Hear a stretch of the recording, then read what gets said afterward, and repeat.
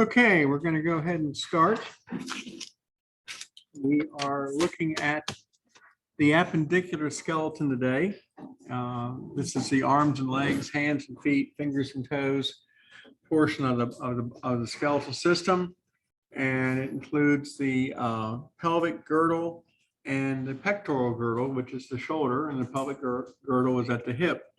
So we'll go through these. Again, the big advantage of the appendicular skeleton is whatever you have in the left is matched by what's on the right. So it's not like you have to learn a different bone for the each arm and stuff along those lines. So let's go ahead and start. First thing we see here is a clavicle, your collarbone. You can all find your collarbone. If you put your hands up here at the top of your rib cage, you can feel a bone that runs across here. It's sort of a round bone. I'll bring my friend over here and demonstrate.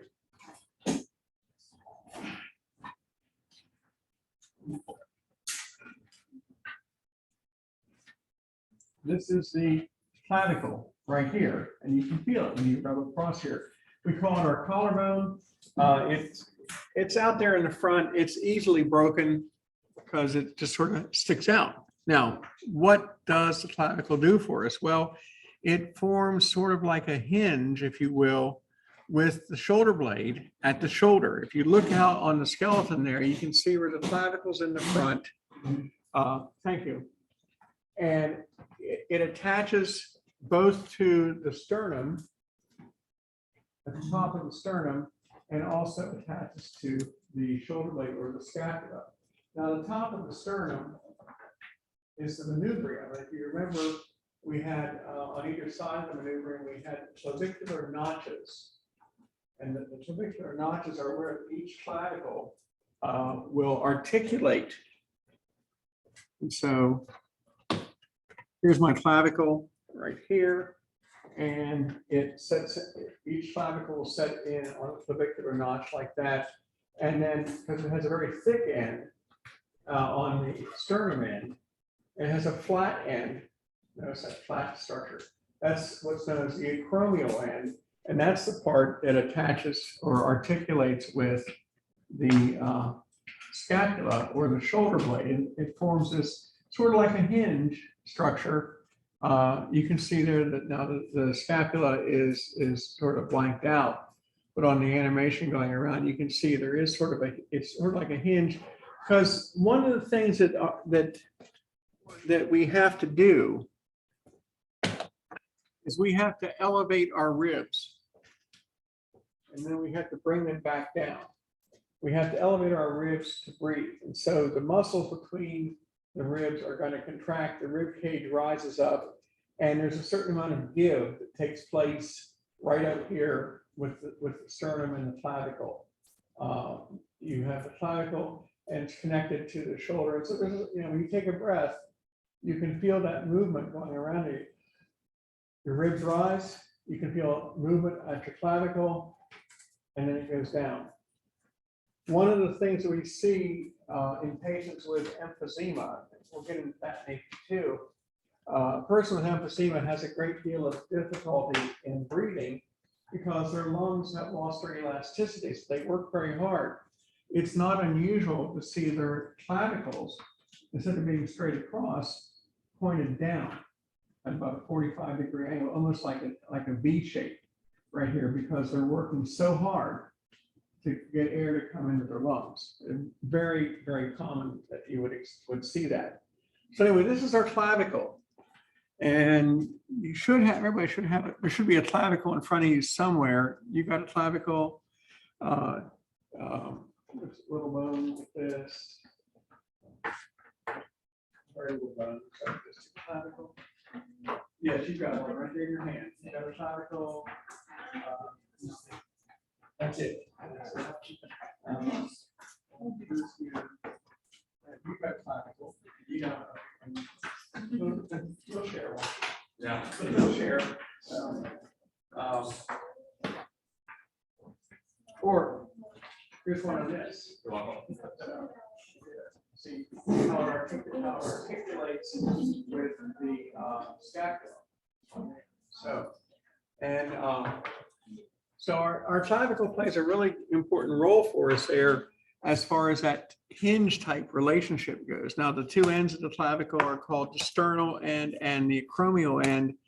The sternal end is very cleverly named. It butts up against the sternum at the clavicular notch. The acromial or lateral end butts up against the scapula, the shoulder blade. And we see it holds it helps to hold that shoulder together. See, our shoulder isn't like the hip bone. The shoulder is held by muscles. You know, the socket for the bone in the upper arm is just like a saucer or a flat area. This is what that shoulder joint looks like. Look at all the muscles wrapped around there, holding the clavicle and the scapula and the humerus together into one structure.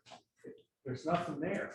The advantage of that, though, is that we have almost a 365-degree rotation around our shoulder. It's, you know, because the socket in the shoulder is flat like a plate, and there's nothing there. Whereas the socket in the hip, now that's a socket, because the femur goes into that socket. That's a pretty big socket. The socket here, this is the socket right here. There's nothing to it, it's flat. So we get that flexibility. Okay, acromial end and sternal end. Let's go on. So now this is our scapula, our shoulder blade. If you take your right hand and place it over your left shoulder, you can feel the bone on top of your scapula. That's the spine. You're feeling the spine of your left scapula. If you do it the other way, you can feel the right scapula. This is a very prominent structure here. It's a very important landmark because the spine tells you what, you know, it identifies the area above the spine and below the spine. So here we see our scapula. This large flat area is called the infraspinous fossa. Remember from last week or the week before, we looked at the skull, I told you a fossa is a flat area. Well, infraspinous is this flat area below the spine. Remember, infra means below, you know, like superior means above and infra means below. And I'll give you a hint, if you have infra, you're going to have superior. If you have superior, you're going to have infra. Here we have the flat area below the spine, the infraspinous fossa. This is an important location for muscles. You've probably all heard of rotator cuff muscles. Okay, the rotator cuff muscles are 4 muscles which allow our arm to do things. And 3 of them, they all originate on all 4 of them originate on the scapula. They're named usually after the bones where they're located. So we actually have with the infraspinous fossa, the muscle that's located there is called the infraspinatus. So the beauty of knowing the bones is that it makes knowing these muscles a whole lot easier when we get into muscles. So we have the infraspinatus, the muscle in the infraspinatus is the muscle in the infraspinous fossa. So, and the spine up there that you felt when you put your hand over your shoulder is the landmark that you need to look for in that. If there's a spine there, then you're going to have because on the bottom other side of the scapula, there is no spine. Okay, there's the glenoid cavity. That's our socket. That's where the humerus, the bone of the upper arm, articulates. Not much to it. You know, everybody should have a scapula in front of them. If they don't, let me know. But the scapula, the shoulder blade, I have an extra one. Who needs a scapula? Do we need a scapula? You have one? You need some what? Here, have one. So, okay. Everybody have one now? Okay. The scapula, there's our glenoid cavity right there, glenoid fossa. the flat area. You can see in your model just how small that opening, how flat it is, and how there's not much to it. Now, directly above the glenoid cavity, you have the spine. It's a ridge there, separates the infraspinous fossa with the flat area on the other side of the spine. Now, all these structures here are designed to hold on to muscles. Muscles attached to these different regions. They like to have processes and ridges to grab onto. There is the coracoid process, and directly above that is the acromial process there. And so if we're looking at our model, we can see these. Move this around a little bit. Hopefully this will work better today. There we go.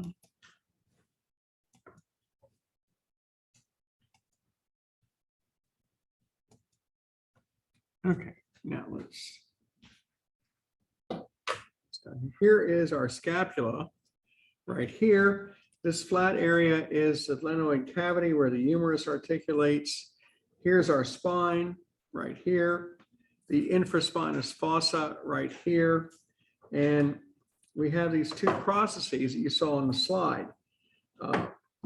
Coming directly off of the glenoid cavity is the coronoid process. And over here, this flat one is the acromion. The acromion is the one that the clavicle is going to butt up against right here, like this. So these are the structures that we are going to take a look at. Now let's go back to the slide.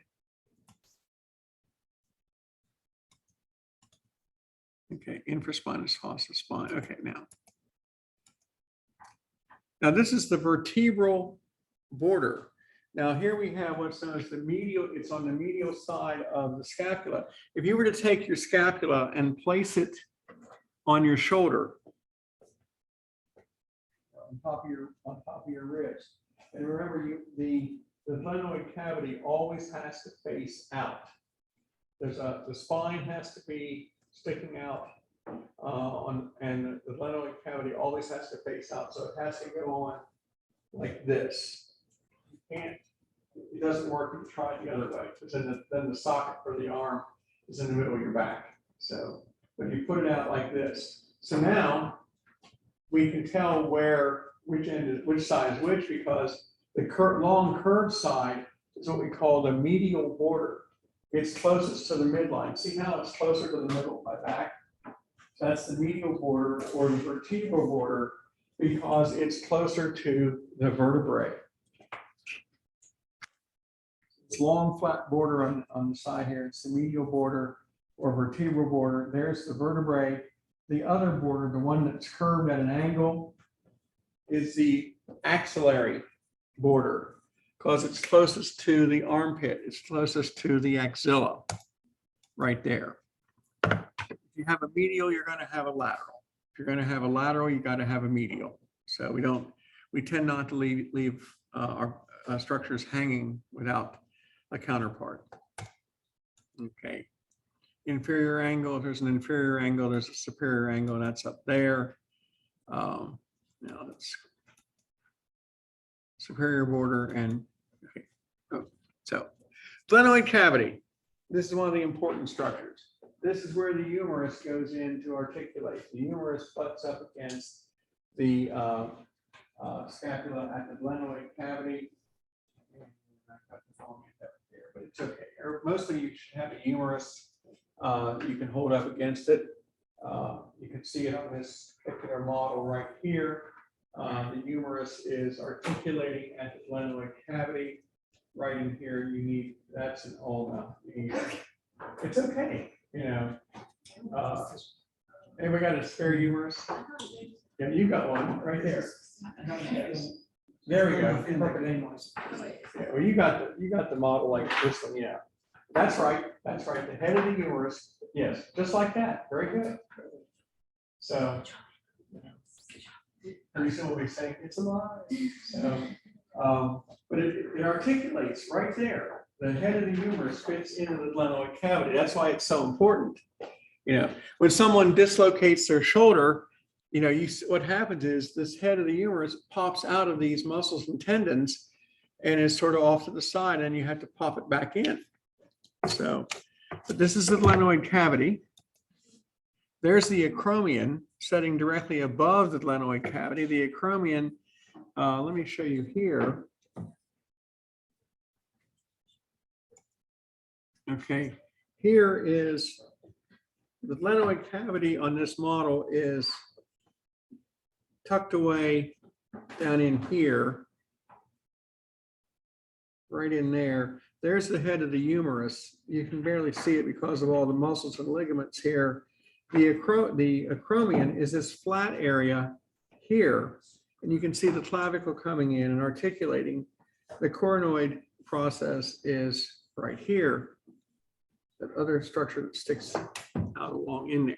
Now let's go back to where we were. Acromion, coracoid, and now we have a new one. If we had an infraspinous fossa, we have a supraspinous fossa. It is the flat area above the spine. The flat area below the spine is the infraspinous fossa. The flat area above the spine is the supraspinous fossa, and that's also the home of the second rotator cuff muscle known as the supraspinatus. So it sits in there in that area highlighted in green, right above the spine. So there's your glenoid cavity, your acromion process, your coracoid process, your axillary border closest to the armpit, the spine, the infraspinous fossa, the inferior, don't worry about that, supraspinous notch. I'll tell you, I've never asked that question on any of these. I never asked you about the notch, so don't worry about it. And here is the supraspinous fossa. Supraspinous fossa, the flat area above the spine, counterpart to the infraspinous fossa, home of the supraspinatus. Because if you know the name of the bone, then remembering the name of the muscle is very easy. Okay, now, and there's the vertebral border there. Now, if you flip your scapula over, so the spine of the scapula is underneath, you're looking at the subscapular fossa. That is the subscapular fossa right here, the flat area on the underside of the spine, I mean, of the underside of the scapula. That is the part that would be resting on your ribs. If it's on your, your back. So despite the fact there's one already there, this flat area here, the subscapular fossa, would set on the ribs. It's also the home of the third rotator cuff, the subscapularis. So if you know the fossa, you know where 3 out of 4 of the rotator cuff muscles come from. Didn't realize it's on top of the ribs. Yeah, because we're setting, if you look at the skeleton, yeah, you can see exactly right there. So, and the muscles that are attached, the 4 rotator cuff muscles all control the movement of the upper arm. They all insert on the head of the humerus. I don't want to get ahead of myself. But we'll spend a lot of time talking about that kind of motion when we get into muscles. And knowing the bones makes knowing the muscles a whole lot easier. So the subscapular fossa, the flat area on the underside, the side that would be pressing against your ribs if the other one wasn't already in the way. So, and axillary border, closest to the armpit, to the axilla. Vertebral border is the medial border. The coracoid process, the acromion is the flat one, and the glenoid cavity right there where the humerus articulates. Okay, now, guess this is still the subscapular fossa present here. Yeah. We say this is the anterior surface because this is the one that is facing forward. The one with the spine is the posterior surface because it faces back towards the posterior side of the body. And even though this is butted up against the ribs, this is still the anterior surface of the scapula. It's on your back, but it's still facing forward. That makes it the anterior perspective at least. Okay. Superior angle, inferior angle, axillary border, medial border, coracoid, acromion, and glenoid. Okay, now let's move on and take a look at the humerus. The humerus is the bone of the upper arm. It is one of the larger bones in our body. It is this bone right here. The head of the humerus articulates against the glenoid cavity. It's held in place by all these muscles and ligaments and tendons so that it can move around and have this great range of motion. The first thing you see on here, though, is at the far end. The first thing I want to point out is that at the distal end of the humerus, we have a bump. That's called the medial epicondyle. If you remember, when we talked about processes way back in the skull, we said that we can have condyles and we can have epicondyles. A condyle is a process that essentially goes up and down. Epicondyles go medial to lateral. This is a very good landmark for us. This is the medial epicondyle of the humerus, meaning it lines up it faces the medial side of this bone. Now, how do we know that it's the medial side? Well, it also happens to line up with the head of the humerus. If you got let me borrow your humerus surface. Thank you. This is the humerus right here. This is the head of the humerus. The head of the humerus is always going to be, well, the head of any bone is always going to be on the medial side. The humerus and the femur. The heads of these two bones are always going to be on the medial side because they're going to go into their sockets. So anything lined up with the head is also on the medial side, and that makes this large protrusion on the side here the medial epicondyle. It sticks out on the medial side, so it would line up like this.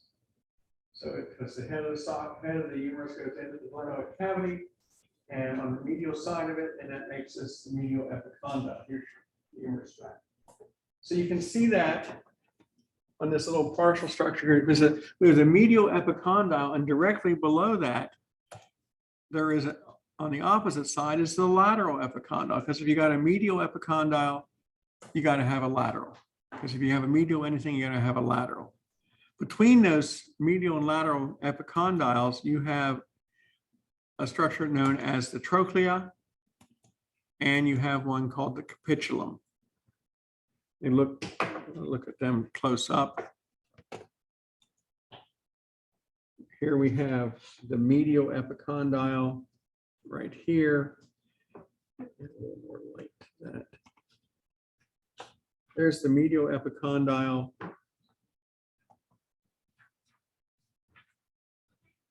Here, it really, it sticks out, and then the lateral epicondyle is down at the other end here. And then we have the trochlea and the capitulum. The trochlea and the capitulum have a very important role to play in the movement of our arm when we turn things, when we open doors and we turn keys and stuff like that. Both the trochlea and the capitulum are going to be involved with that kind of action for us. Now let's go back here. Okay, medial epicondyle, trochlea, capitulum, the lateral epicondyle.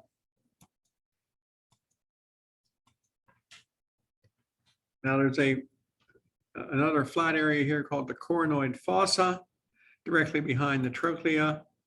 And then halfway down the humerus, there is another protrusion called the tuberosity, the deltoid tuberosity.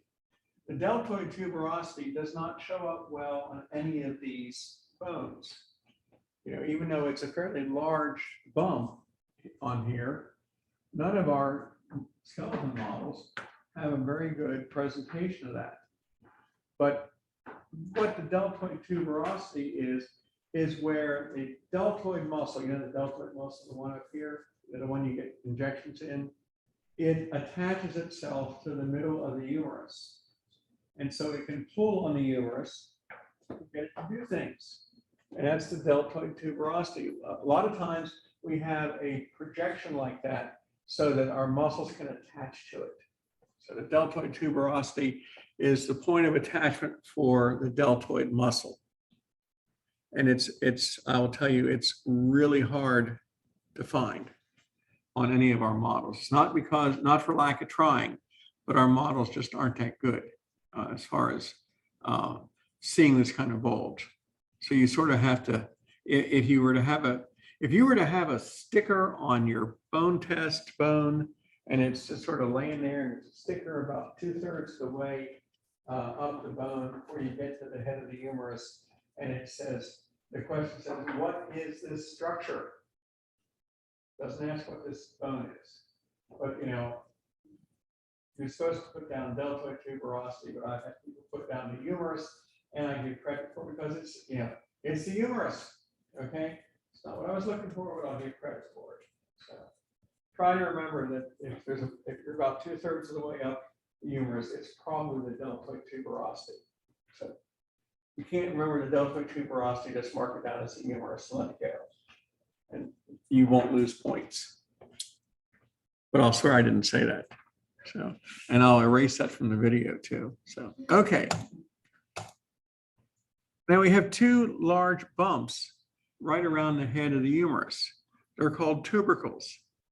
I don't know why they're called tubercles, but you know, I wasn't there to name them. So we have the lesser tubercle and the greater tubercle. And there's a groove in between, the intertubercular groove. Now that's a mouthful to say, because there's the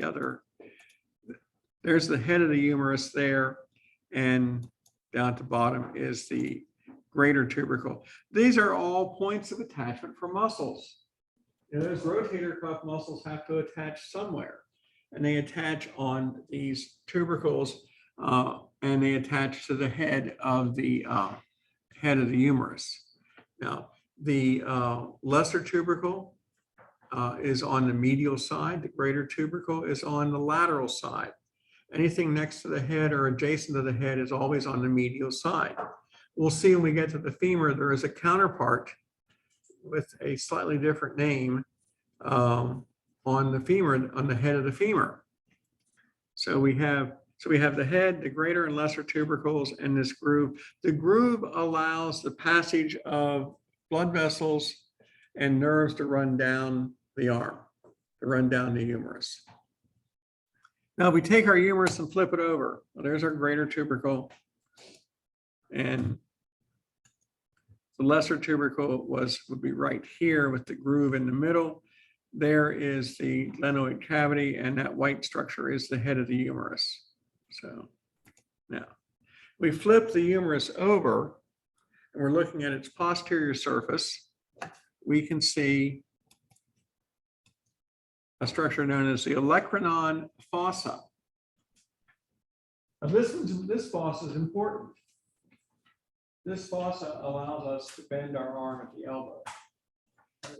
Next, in a few minutes, I'm going to show you what the elbow bone is really called. This is the olecranon fossa. It's a depression right behind the trochlea and the capitulum. Because the trochlea and the trochlea is here, because here's, you know, we've turned it over. So this is the medial epicondyle. There's the trochlea, the medial epicondyle, the lateral epicondyle, the head of the humerus, and this other bump is the capitulum. How did I know that this was the medial epicondyle? So it's in the direction of the head. Exactly, it's on the same side as the head. Just because we flipped it over doesn't mean its position has changed. You know, there's the head. The head is always on the medial side. So anything lining up with the head is always on the medial side. So that still makes that the medial epicondyle. And that still makes that the trochlea. And that's still the lateral epicondyle. And that's still the capitulum. Just because we've turned it over doesn't mean we lose the perspective of medial and lateral. And again, there's the medial epicondyle on either, whichever way we're looking at it, either the anterior position or the posterior position. If it lines up with the head, it's medial, always. In our legs, we'll see that if it lines up with the big toe, it's always medial. Our big toes are always lined up on the medial side. So whether we're dealing with our skeleton or we're dealing with a leg model with muscles on it, if you can find the great toe is always telling you that's the inside of the leg. It's always the medial surface. And we can't use our hands because we turn our hands flip back and forth. And so the position of our thumbs goes from medial to lateral, lateral to medial. But our feet don't do that. Our feet never change. Our humerus never changes. The head of the humerus never changes its position. Let's move down to the bones of the forearm. This first bone here is probably one of the most distinctive bones in our bodies. It's called the radius. It has a very strange shaped head. The head is round and flat. Everybody should have a radius, the round head to it. I've got an extra radius in the hand. Does anybody need one? Okay. So this is a radius. It has a round circular head. It also has a small neck, and it has what's called the radial tuberosity, this bump right here. The radius is one of the two bones in our forearm. The radius allows us to turn our forearm like this. We can rotate the hand over like that. The radius will roll over top of the other bone. It will roll over like that. We use that to open a door, to turn a key, to use a screwdriver, all sorts of things. When our arm goes like this, we rotate our arm, we are using the radius to roll over the other bone, which is called the ulna. And so we use this round head right here. And that's what makes it unique. No other bone in our body does anything like that. There's the head. There's you should be able to see the head and then a small neck. And then there's a large bump called the radial tuberosity. Now you can see it better here. Okay. This is there's the head right there, the round head. This is the neck area here, and this large bump is the radial tuberosity right here. Now the radial tuberosity, the purpose of that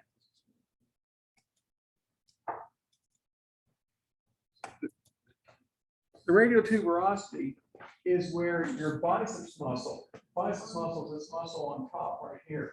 The radial tuberosity is where the biceps muscle attaches and pulls on the forearm to do this. If you want to flex your arm at the elbow, you want to bend it back, the biceps is pulling on the radial tuberosity of the radius, it pulls the arm back like this. So when we flex our arm, we do this. And it's that radial tuberosity that allows that to happen. Now, at the other end of the radius, we have one of our styloid processes. Styloid process doesn't show up well in this, but I will show you this. I promise I won't go back and forth with this so much. But there, that pointy structure right there is our styloid process right there. That's the styloid process of the radius. That's right next to the bones of the wrist. So now let's, okay. Now, this is how the radius works. The round head of the radius rolls over top of the capitulum. And you see the capitulum here in on the animation. Down here is this is the medial epicondyle down here. That means that's the trochlea. This is the capitulum here. The head of the radius rolls around that. We see it on our model here, that when we rotate the arm, because there's the capitulum is right here. And when we rotate the arm, this rolls over around that. So when the radius rolls over the ulna, it's rotating around the capitulum. So, and again, you can just imagine all the different tasks that we do with our hand, with our arm, like this. There's another view of the radius showing the styloid process, the head, the neck, and the radial tuberosity. Now, the other bone of the forearm is also extremely distinctive. This is called the ulna. And the ulna looks like a socket wrench because it has this round curved area. Oh, yes, exactly. My imagination says it looks like a socket wrench. I'll just give you that. But this is our elbow. This bone is our elbow. There is no such thing as a bone called the elbow bone, but what we do have in the ulna is called the olecranon process. And the olecranon process articulates into the olecranon fossa. And so what you get is your elbow, your arm moves like this. We can pull on the radial tuberosity and flex the arm back towards the shoulder. If we pull on the olecranon process, we extend the arm. Because we can't go around all day like this. We just can't. So the triceps muscle, the one on the underside, attaches to the olecranon process and pulls it back down. This is called flexing, and this is called extending. And so we use the olecranon process to get that done. And it's there is no such structure as the elbow. Just like there is no structure known as the ankle. There is no real true ankle bone. The ankle is made up of 3 different bones. We just call it the ankle, but there is no ankle bone. Okay. Coronoid process, there's the trochlear notch. This also, while the radius rotates around the cochlea, the capitulum, the cochlea, that'd be good if it was around the cochlea. If it rotates around the capitulum, the olecranon process rotates around the trochlea. That notch is called the trochlear notch. So it's closer to the medial side than the radius is. And it has the styloid process also. Now, the thing to remember about this is a good little landmark is your thumb. Your thumb, everybody has a thumb, I think. Okay, so hold your thumb up. Your thumb lines up with your radius. There's your thumb, your radius runs here. Now, directly underneath the radius is the ulna. So if you know where your thumb is, you know that you know where your radius and ulna are located. Later on in AP2, we'll use that same analogy because not only will you know where your radius is, but you'll know where your radial artery is because it runs right next to the radius. You'll know where your radial vein is because it runs right next to the radius. You'll know where your ulnar artery and ulnar vein are located because they run right next to the ulna. So just by looking at your thumb, you can also tell where your radial pulse is located. We call it the radial pulse because of the radius. So, and it's right here. So with just looking at your thumb, you got radius and ulna, and then you got 4 blood vessels too that you can remember. So because in AP2 you'll have to learn blood vessels. So, as well as, you know, we don't really make you learn nerves, but you know, the ulnar nerve and the radial nerve run right along these bones too.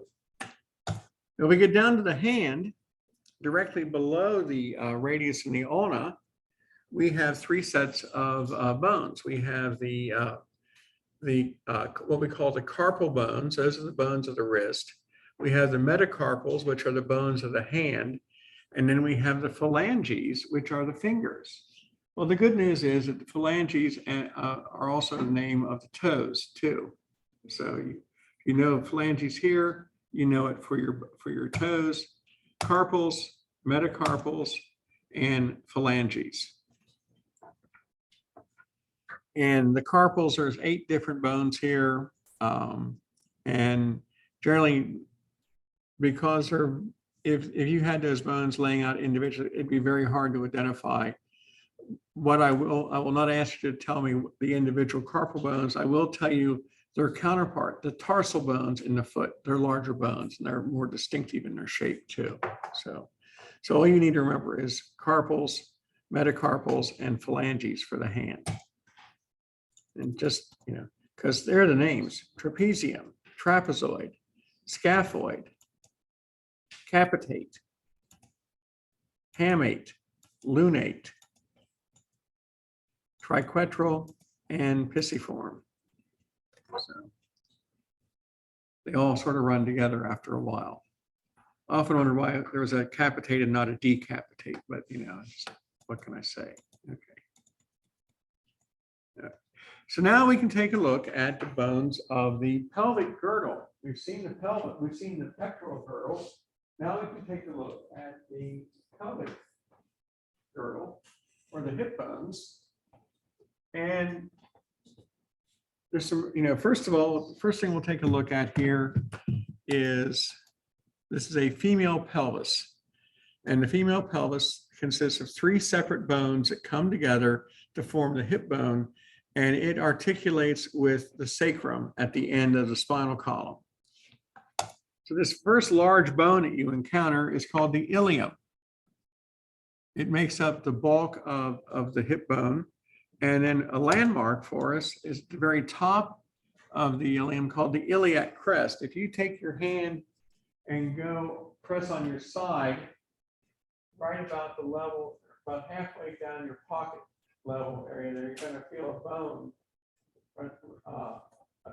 a bony surface, a bony process there. That is the iliac crest. That's the top of the ilium. So you would be pressing against this area right along in here. So it's a pretty good landmark as to where things are. Iliac crest, and that's the top of the ilium. So you can identify your own iliums. Oh, I found my iliac crest. So the sacrum in the middle. It is the large 5 fused bones of the spinal column, and it's followed by the 3 bones of the coccyx directly below that. And you see, even on our model, the tailbone's missing. It has broken off on this because it's just as fragile here as it is in a human. Probably more so because it doesn't have any muscles around it.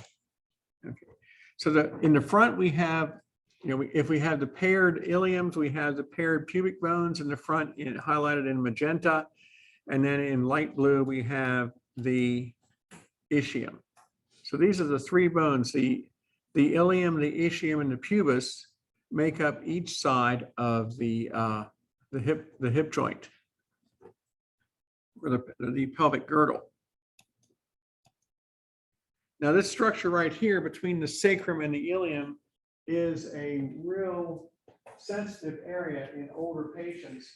This is the sacroiliac joint. This is where stress from motion travels up our legs, goes in at the socket for the femur, is transferred in the front to that pad of cartilage there at the pubic bone, but in the back it travels around into the sacrum from the ilium.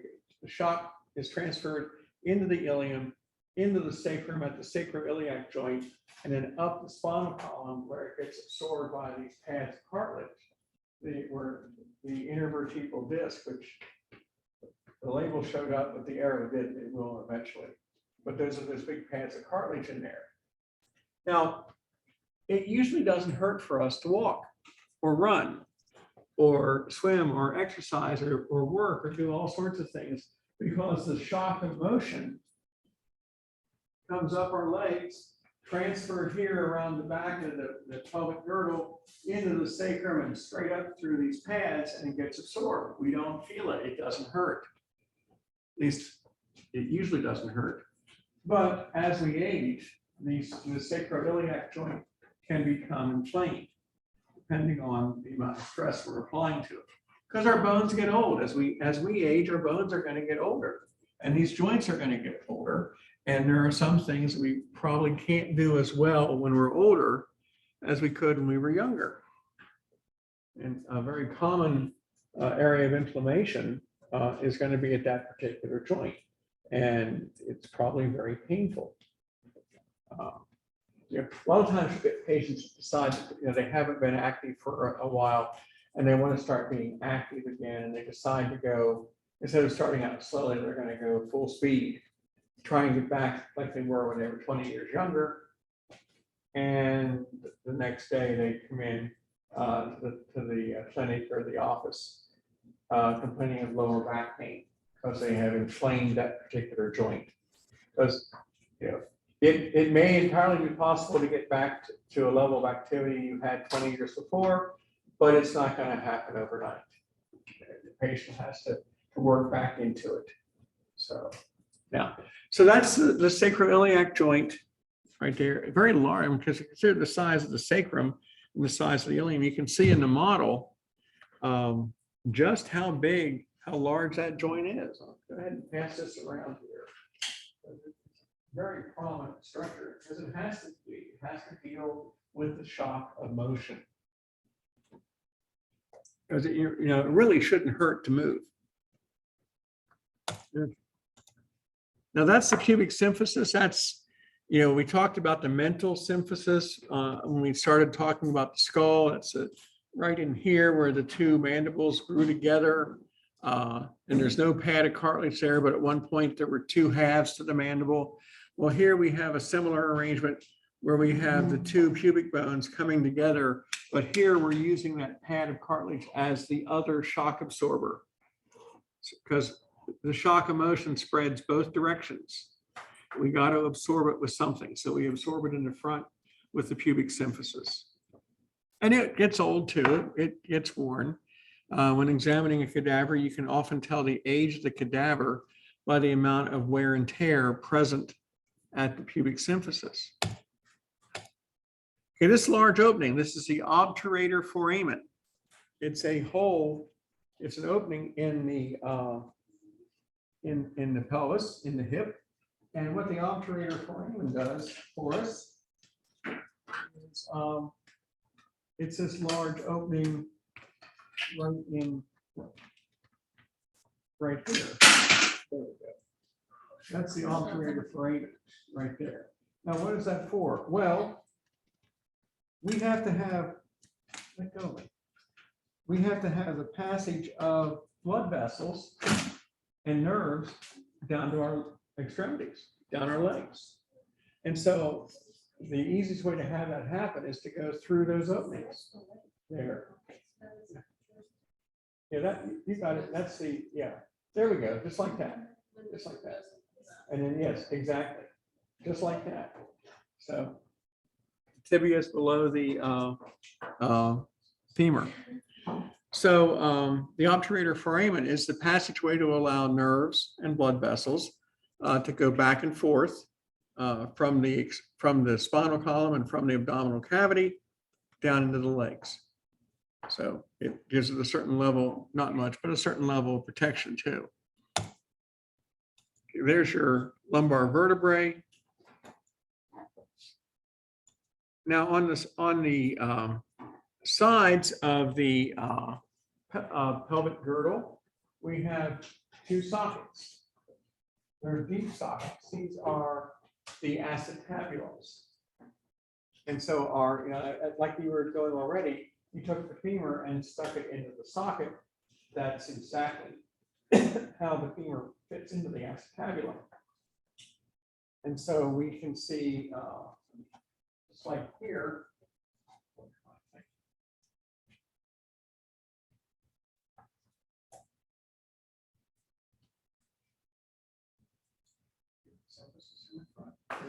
just like this. The head of the femur, this is the head, there's the acetabulum. So we have a true socket as opposed to what we have with the glenoid cavity.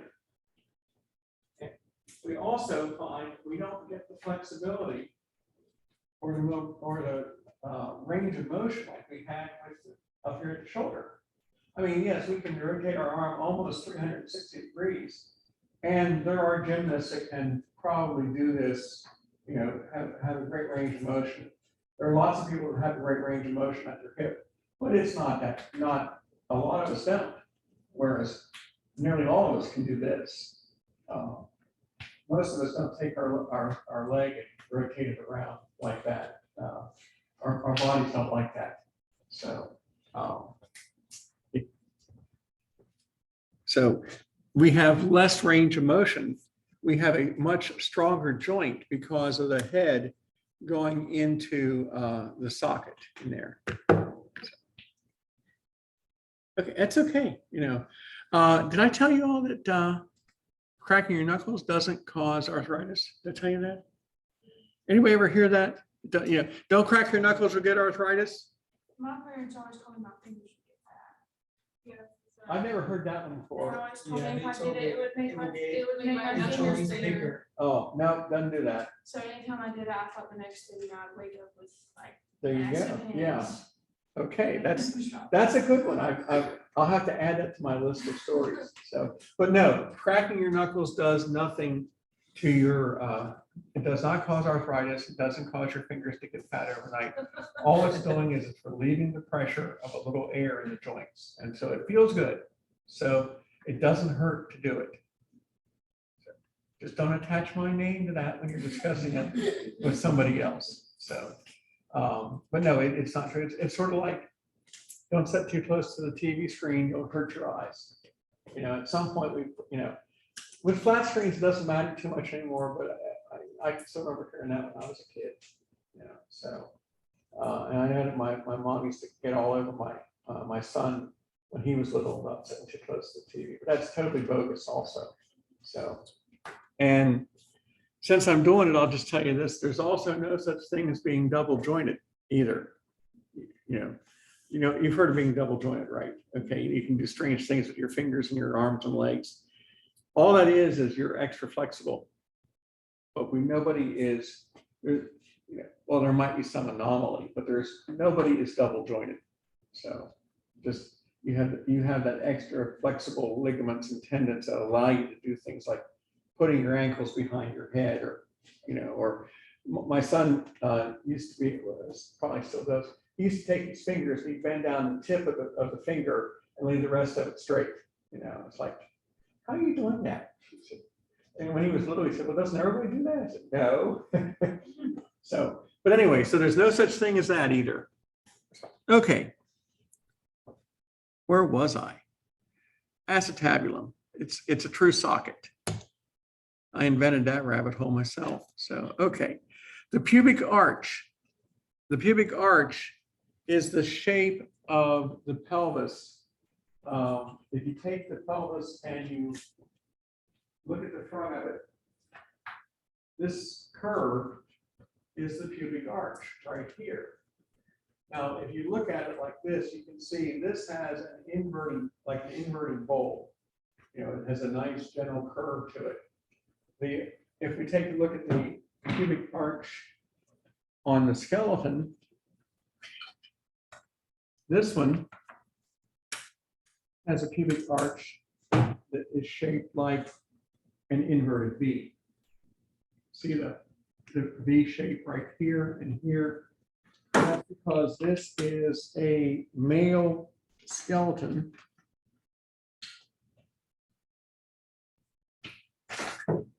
That's a male skeleton, and this is a female pelvis. So let me, it's much wider for the passage of a baby. So right here, we would see that this is a much broader, this is the pubic arch right here, and it's a much broader, much wider, almost like shaped like a bowl in here. But the male pelvis, let's see if I have a fit bone. There we go. Thank you. For a second. The angle of the male pelvis, yeah, that'll work. The male pelvis will give us an inverted V as opposed to the broad shape. So it looks something like that. So there's a distinctive difference in the shape of the pelvis from one to the other. And the female pelvis is much wider. Like this. Was this your name? Oh, I saw it from you. Now, another way to tell real quick what type of pelvis it is to do this. You can stick your hand through the opening on the skeleton. It's a female, because the opening is much broader and wider here than the male. The male, I can't fit my hand through the opening on the male pelvis because it's a much narrower opening. So while it's not, there's plenty of ways to determine if it's, it's a male skeleton or a female skeleton, but, this always works too. If you can get your hand here, because your hand's about this, more or less about the size of a baby's head. Close enough for approximation. If it can go through here, then a baby's head can usually fit through the birth canal. So not going to happen on the male pelvis. Okay. Thank you for not laughing. Yesterday they all laughed when I said, and you can stick your hand through here too. So.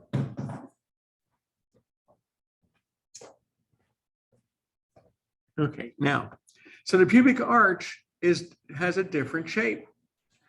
Again, it has to, the male and female structures are going to be completely different in here because the female pelvis is designed to allow the baby to pass through the birth canal there. So, okay, now, and that last one was the intervertebral disc.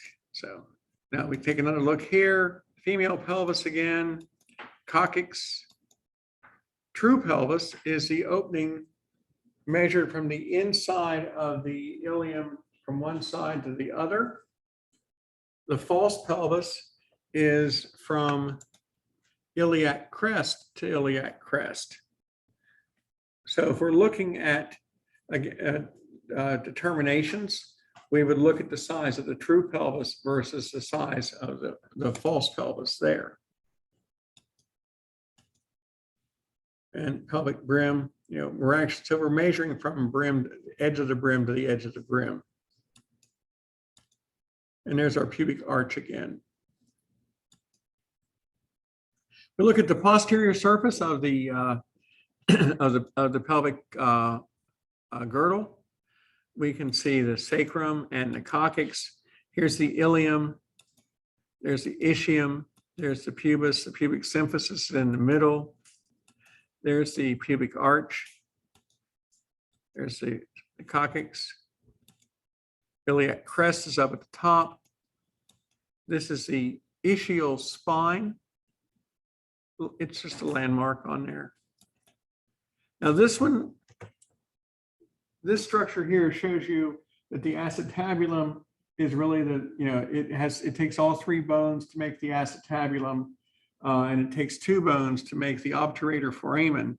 But this has one significant feature I want you to see on this. There's the ilium, iliac crest.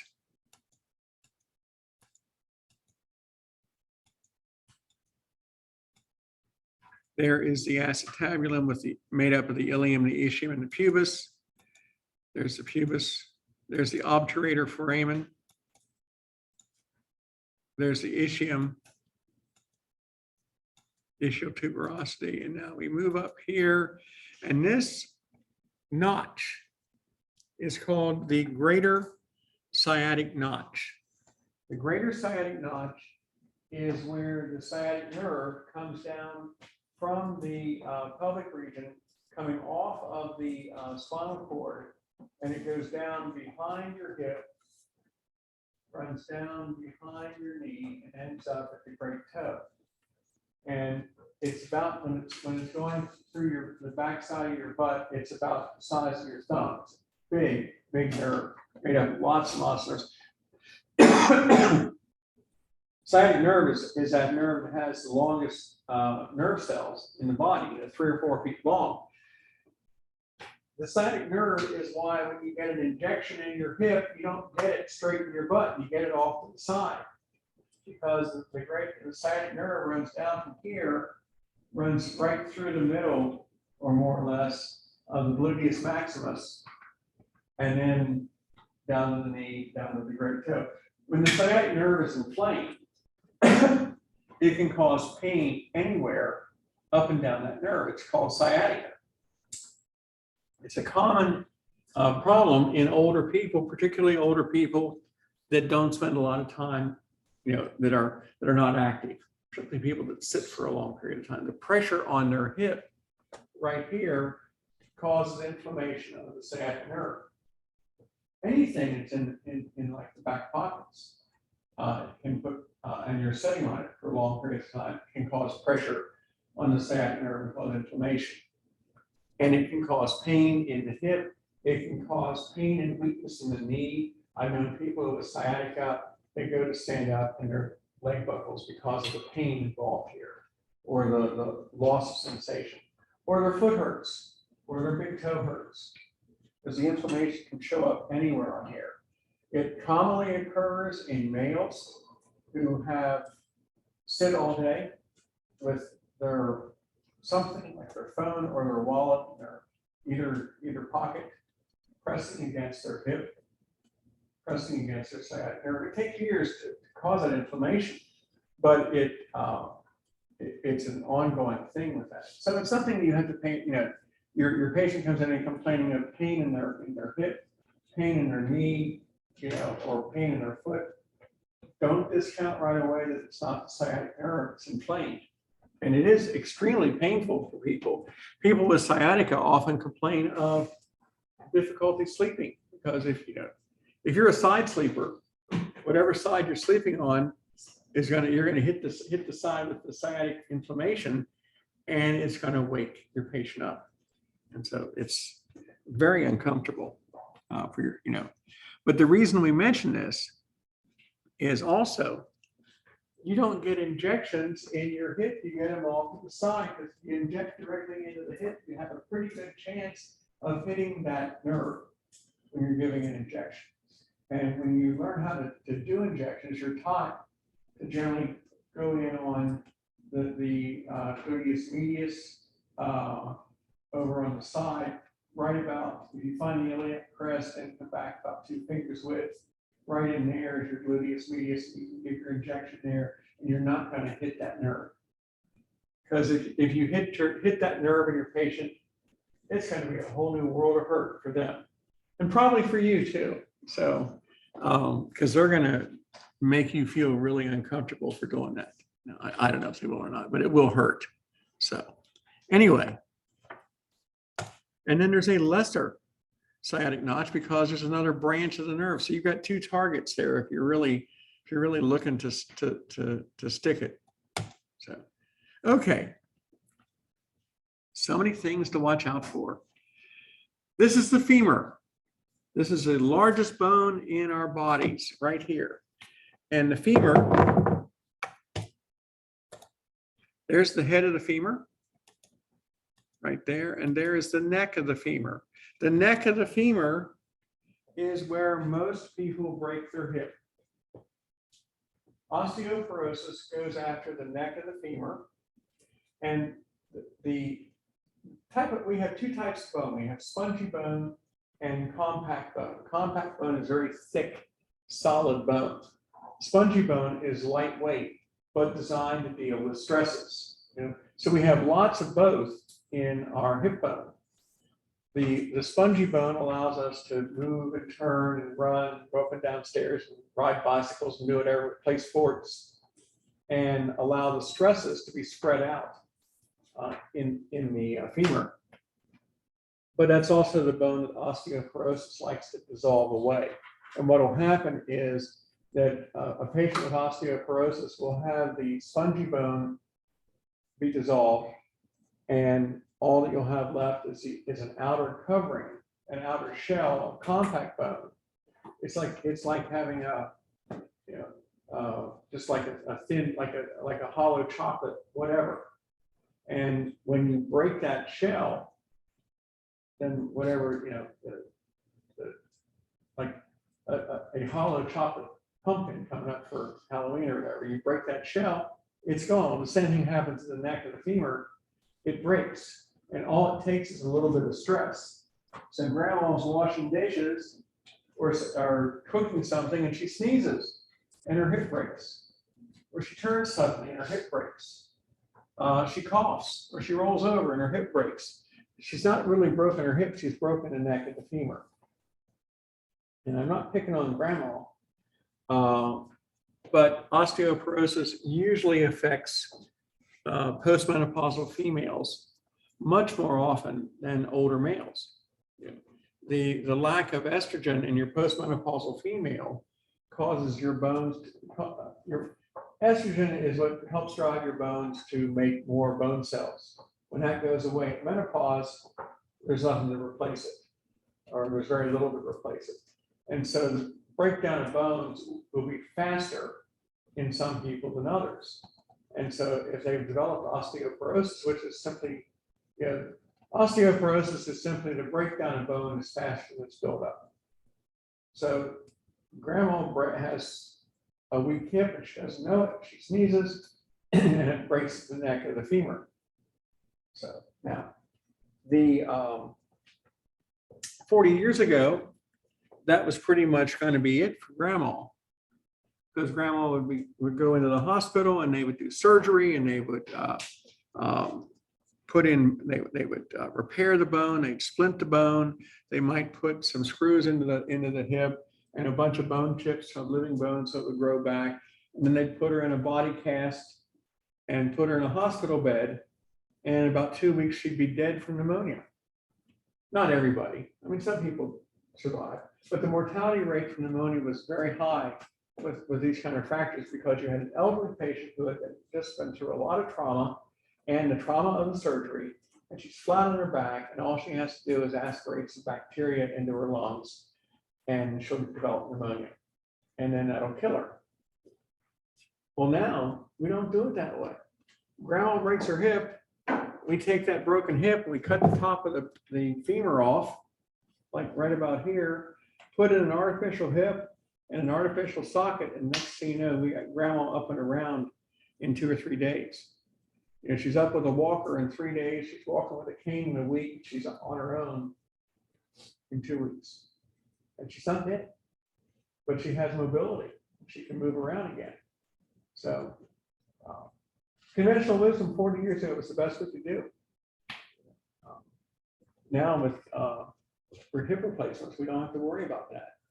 And again, it's because your older females, your postmenopausal females, I'm not throwing them under the bus. They just seem to, and even though I'll talk about them a lot, they lose their estrogen when they go through menopause.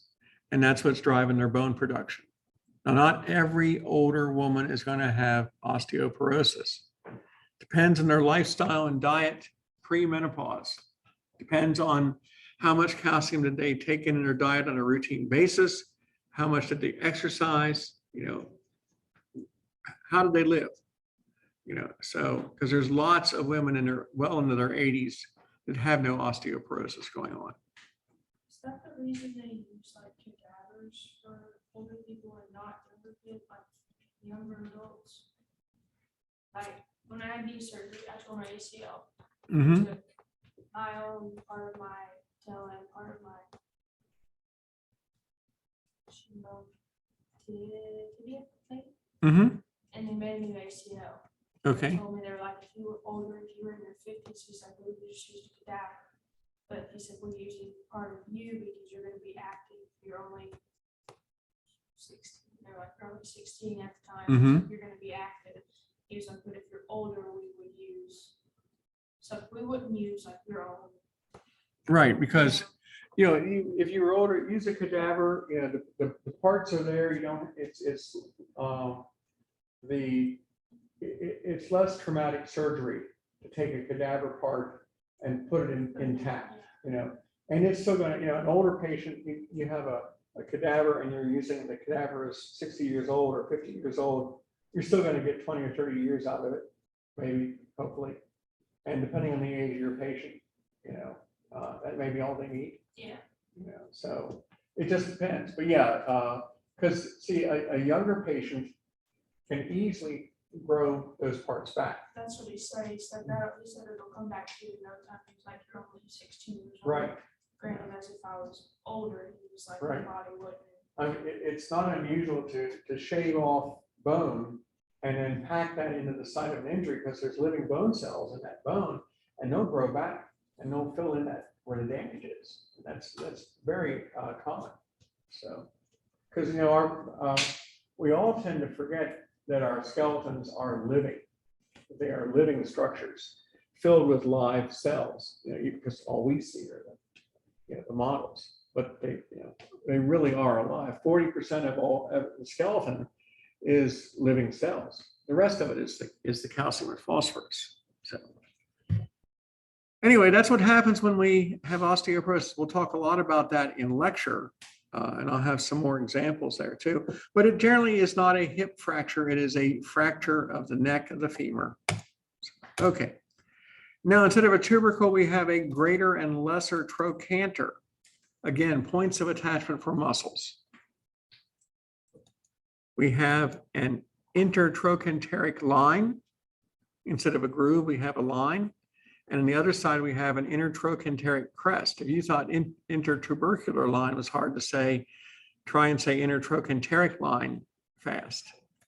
So, okay. At the distal end, the further end of our femur, we have another epicondyle. We have the medial epicondyle again. We know it's medial because it lines up on the same side as the head. And if we have a medial, we got to have a lateral epicondyle. And so we do on the opposite side. There's the lateral epicondyle. Now, if we take a look at both ends of the femur, the proximal and distal end, we can see there's our distal end, there's our proximal end, there's the head, there's the greater trochanter, the lesser trochanter, the intertrochanteric crest, and then this is the neck right in there. It doesn't label, but that's the neck, still the neck of the femur. We go down to the distal end, we have the epicondyles on either side, medial and lateral. We also have the condyles. And this is the first place other than in the occiput, than in the skull where we see condyles. We have the medial and lateral condyles. The medial condyle is on the same side as the medial epicondyle, which is on the same side as the head. The medial condyle and the lateral condyle. And if we look at our femur,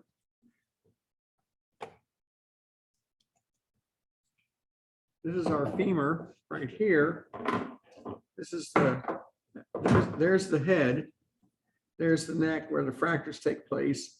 Greater trochanter, lesser trochanter. And we go down here to the distal end.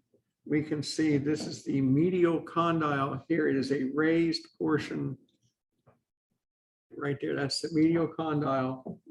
That's the lateral condyle. This is the medial epicondyle out here and the lateral epicondyle on this side.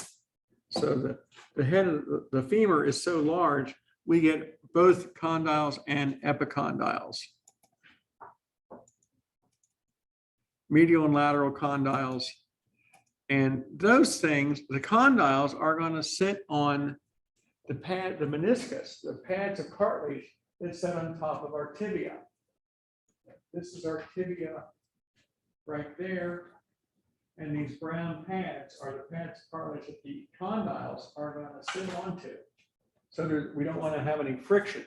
So the medial and lateral condyles, that's their role, to sit there to support the femur, to form part of the knee joint, have no friction, have no wear and tear and you know, movement that we shouldn't be having.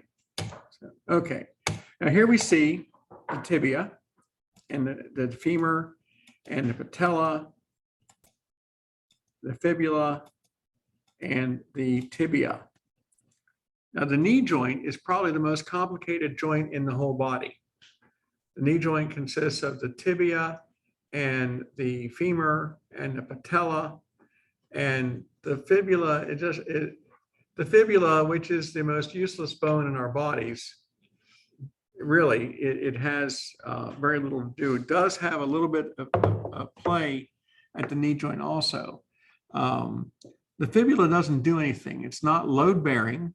It doesn't give us any strength or support. The only thing it does is form the outside of our ankle. But it's the bone that if you have a patient that breaks their leg skiing, it's going to be the fibula. If you have a patient that breaks their leg playing a contact sport, let's say football, Friday night football, they've broken their leg, nearly always it's going to be the fibula because it is the least protected and the least strongest of all these bones in the appendicular skeleton, and it snaps. And you know, I had an orthopedic surgeon once tell me that he makes all of his money in the wintertime with broken fibulas and all of his money, and in the summertime with broken thumbs. Fibulas from skiing and football, and thumbs from softball and baseball. So who am I to argue with a specialist? You know, but because it is sort of just out there in the way. So let's, and there's the medial condyles and the lateral condyles of our, you know, on both the tibia and on the femur. Okay, so here's the fibula. The fibula, you know, is a long, skinny bone. There's a couple fibulas out there somewhere. You got one, right? You got, yes, you all got, no, there's not fibulas out there. They are almost impossible to determine which is the head and which is what's called the lateral malleolus. There's the head. The other end is the lateral malleolus. The lateral malleolus is the outside structure of what we call the ankle. If you were to take your hand and put your hand down on your ankle and rub that bump, you feel down there, you're touching the lateral malleolus. It is this structure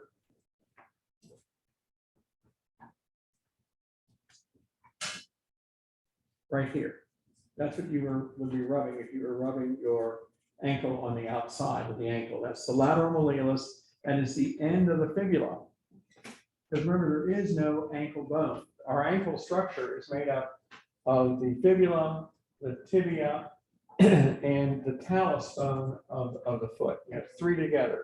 Never knew that. Yeah, because we have people with sprained ankles all the time, and that's pulling on the ligaments and tendons that are attached across there, but there is no bone called the ankle. So Yeah, it's one of those other little surprises. You just, by the way, there is no ankle bone, because there's three bones that come together. See, it's a very, bless you. It's a great joint because you've got the tibia on one side, the fibula on the other side, the talus in the middle. The weak side is always on the fibula because it's such a lightweight bone. And so when you roll your ankle, who rolls their ankle to the inside? Not many people. You generally roll you can do it if you really try, but you roll your ankle to the outside. The fibula is the weak side of it. So, okay, now on our tibia, here we see the tibia and the fibula together. Your tibia has a real sharp edge to it. Your tibia has what we call the anterior crest. You can feel that sharp edge right along here in the front, right there. Feel that. That sharp edge, the anterior crest. We often call that our shin bone. Well, I think that's another one of those bones that doesn't really exist. It's our shin bone. But the anterior crest, it's a great landmark, a great sharp edge. It's the kind of sharp edge that we find late at night when we're walking through the house, got the lights on, and we discover that somebody snuck in and moved the furniture around. And you walk into a table that wasn't there earlier because you're not looking for it. So it hurts. The skin that covers the anterior crest is very, very thin right along here. But the anterior crest is a great landmark because when we're looking at muscles in a couple of weeks, you find the anterior crest and you can identify muscles on both sides just from that location. But you can see if you've got a tibia in front of you, just how sharp that is. It's a very well-defined edge. You can feel it, like I said, on your skin. That's the anterior crest of the tibia. Okay, we see it here. There's our tibia. There, the tibia brings us the medial malleolus, the much stronger inside portion of our ankle. Remember that our big toe is always on the medial side of our leg. So the medial malleolus is on the inside. If you want to feel your medial malleolus, rub that bump down by your ankle and you're touching the edge of you're touching the medial malleolus of the tibia. And then you have the anterior crest in the front. You can feel that. That's that sharp edge there. It's sensitive. We always say about how sensitive our shin bone is. Well, it's because there's no protection there, for, pain receptors. There's not a lot of skin there. So pain receptors respond to a lot of pain very easily when we bump that into something or run into something or we trip over something and it hurts. Okay. There's the medial condyle and the lateral condyle of the tibia. They correspond to the medial and lateral condyles of the femur. Here we see, here's our femur right here. We have the medial condyle here. The medial condyle of the femur is here. The lateral condyle is here. On our tibia, we have the same location, medial condyle and lateral condyle. And in between the femur and the tibia, we have these, like I said, these pads of cartilage right here. These are the meniscus. When someone tears up the cartilage in their knee, they're tearing up these pads of cartilage right here. So, yeah. The knee, by the way, is a pretty complicated joint.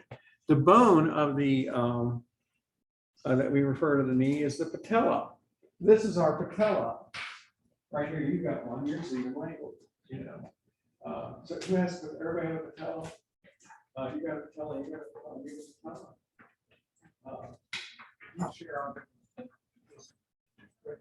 So now, what do we have a patella for? Because you can feel your patella. If you get bored, you can sit around and move and push your patella back and forth because your patella sits inside this tendon right here. Now, what is, yes? So I've dislocated my. So what would like us tear in there? Would it be the ligaments or the tendons? Well, what happening is you're more than likely. Like I moved it. It was out onto So it popped out of this, the tendon? No, it like moved to the Or moved lateral it side twice. like and that? then, yeah.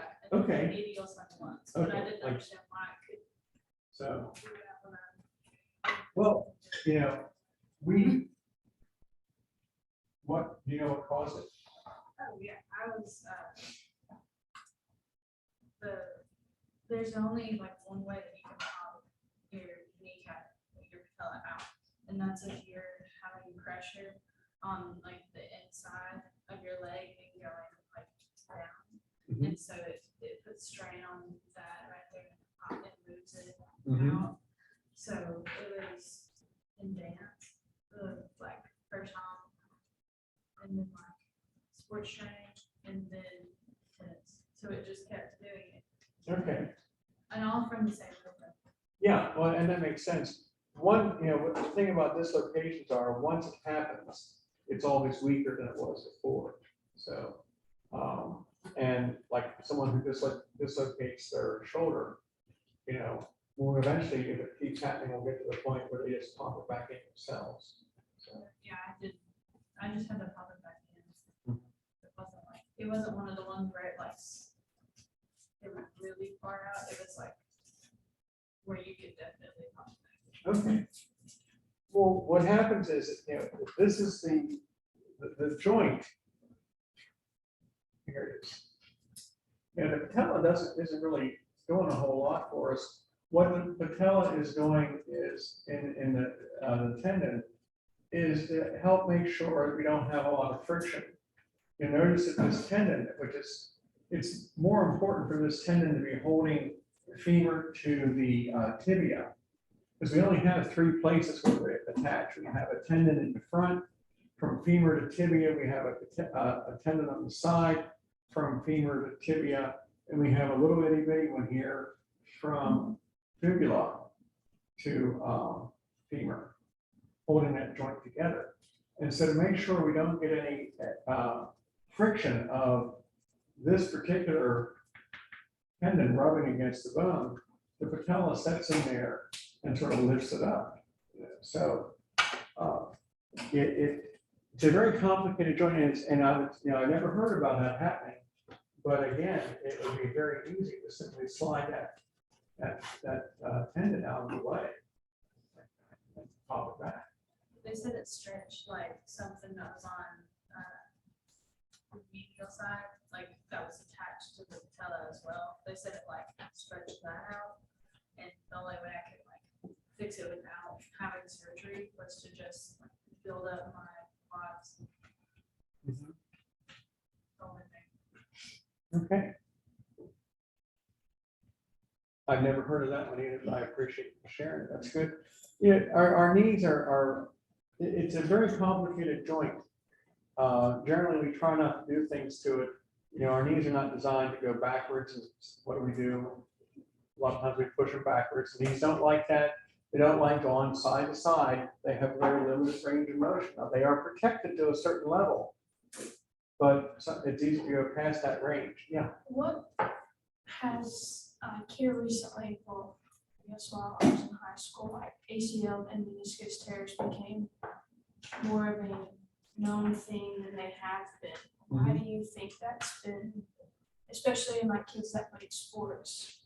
Well, I think it's because we can laparoscopically or examine the knee a whole lot better than we could 20 years ago. Because now you can go in, you can use an MRI. Everybody's got an MRI these days, and we even got several over the time. You can look at the knee, you can see if there's a tear in the meniscus. Where in the past, the only way to tell was to go in. Until they were already in. Yeah, you had to go in to see. And Well, when I tore mine, they said, well, we can't really see YouTube image, and we can't tell if your meniscus is completely torn or just a partial tear. But if it's just partial, we can leave it alone. But if it's full, we just take it out and go like need it anyway. So I was like, okay, so. I just let it do whatever it wants to do. Yeah. Your knees, so. Yeah, and the thing is, it's cartilage. It will eventually heal if you give it time, let it rest long enough. Now the ACL, we prefer to have those reattached. Same Yes, with the no, PCL. they took part of my patella and part of my tibia and shaved it off and then you ACL screwed it. Okay, so that, I've got like the x-rays and like the video of it somewhere, but I want to know where it is, but I don't know where it is. I don't know Okay. where I'm done with it. well, if you ever, At the time, I didn't want to see that because, you know, I've got scar and it's Mhm. just open and I didn't want to see it, but now. well, if you ever find it and you want to share it, let me know. Okay. So, yeah, I think we're much better at diagnosing those kind of tears, those kind of injuries in the past. You know, because I know we 20 years ago, 30 years ago, you never heard about ACL injuries in high school sports. You barely heard about it in college. You know, now, and it's probably better to catch it now Yeah. and fix it than let it get worse. That's what they told me. They said that you can have surgery or you can let it go on its own. He was like, no matter what you choose, you're still gonna have like, it's not like lifelong like problems with it. He was like, but when the weather gets bad, you're gonna be able to tell. Mhm. He was like, but having surgery is gonna keep it from keeping you, like minimize your pain, you know, when you're active and doing stuff like Right, that. He said, right. but most people, he was like, if you're older, he was like, a lot of people just say, let it go. It's whatever, you know, Mhm. heal, but he was like, since you're so young, we do recommend Right. people younger to have surgery. And that makes perfect sense. Yeah. So, okay, let's go on here. There's the anterior crest, the sharp edge of the tibia. We have lots of muscles that are found on either side of that landmark there. And there are we're down to the foot. We have the phalanges, the metatarsals, and the tarsal bones. There are the phalanges. There are the metatarsals. Now, it's much easier to name the tarsal bones because three of them have the same name, essentially. We have what's known as the medial cuneiform. It's right behind metatarsal 1. We have the intermediate cuneiform, which is behind number 2. And number 3, we have the lateral cuneiform, which is right behind metatarsal number 3. Then we have the navicular and we have the cuboid. Now, the two tarsal bones that are probably the most important for us are the calcaneus and the talus. This is the talus, and this is the bone that sticks up, and you have the malleolus, the lateral and medial malleolus on either side of it, the medial malleolus on the big toe side and the lateral malleolus on the little toe side, and that forms the ankle structure. And then the calcaneus is our heel bone, that our calf muscle, what we call the gastrocnemius, this large calf muscle back here attaches to our calcaneus, our heel, and that's what lets us walk. Because when we walk, we raise our heel and point our toe down. Then we put our heel down and raise our toe up. And if we can't move our heel, then if we tear our Achilles tendon, which is what attaches the gastrocnemius to the heel, if we tear our Achilles tendon, we can't raise our heel, we can't walk. Because we walk heel to toe. We don't think about it. And I don't recommend looking at it while you're walking because it's a good way to fall down. You know, trust me. I try this stuff myself. So, but you don't want to watch yourself walk because you'll get disoriented. See, but we do it naturally. We walk heel to toe. If our heel is down, our toe is up. If our toe is down, our heel is up. And that's how we take steps. And we depend on the calcaneus, pulling on the calcaneus to raise our heel up. So here we see, there's the medial cuneiform. There's the tibia. So we're going to have the medial malleolus right there. The talus, like the tibia and the fibula come together and nest on either side of the talus. And they're held in place by lots of ligaments and tendons. And so that gives us a pretty strong structure here at the ankle. Even so, we have injuries there. Now, again, it takes a lot of stretching and straining to damage those ligaments. And it's usually going to happen on the weak side, which is the fibula. And then of course, there's the calcaneus. And when we get into muscles, you'll see that the Achilles tendon, which you can feel, it runs down the back of your lower leg, is going to attach itself to the calcaneus and be able to pull that bone up and down. So, okay. There we are, appendicular skeleton. Next week, we will go over the joints and articulations, and then we'll be done with the skeleton. We'll pick a date for a test. And in the meantime, then after that, we'll start looking at the muscles. There's only 60 muscles, so that's nothing compared to this. I've already given you several of those today. So, yes, ma'am. I have a question about the practice test for the lecture. Yes. So it says when blood glucose levels fall, it says the right answer is insulin is released through negative feedback. Yes. And then I picked like glucagon is released. Why would insulin be released and glucose? How would it? Sometimes you know, Yeah.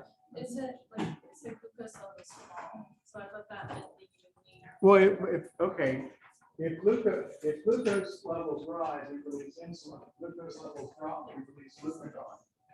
So that the answer may be marked, the wrong answer may be marked correct on there. So insulin always comes out. Insulin always comes out when glucose goes up. Yeah, when glucose falls.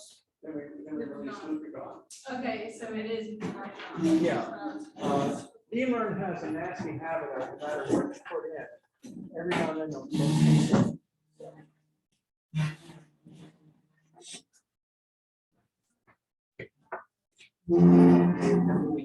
You too. Thank you.